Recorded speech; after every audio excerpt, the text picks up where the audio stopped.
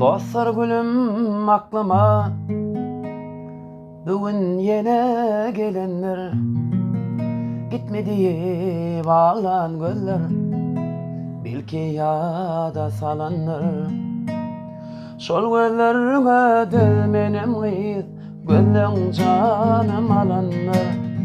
Dolanmanın örülmenin bana yine ailelen. Şol gözlerine dilmenim gıyız, gözlerin canım alanlar. Dolanmanın örülmenin bana yine ailelen. Ailelem, ailelem, ayağına taylelem. Dolanmanın örülmenin bana yine ailelem.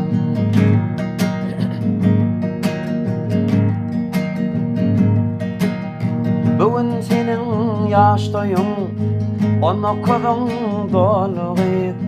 Şu dünya inesin, aydan yere yol vurup. Ola yaylı geceler, şu dünyada kalgıydı. Dolanmanın örülmenin bana yine ailelem.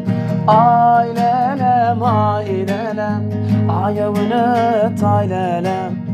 Dolanmanın örülmenin bana yine ailelem.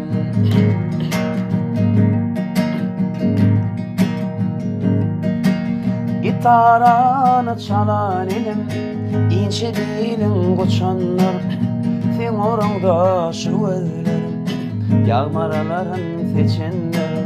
Ağla gönlüm, anca gönlüm, seninle devran geçenler. Dolanmanın örülmenin bana yine ailelem. Ağla gönlüm, anca gönlüm, seninle devran geçenler. Dolanmanın örülmenin bana yine ailelem. Ailelem, ailelem, ayağına taylelem. Dolanmanın örülmenin bana yine ailelem.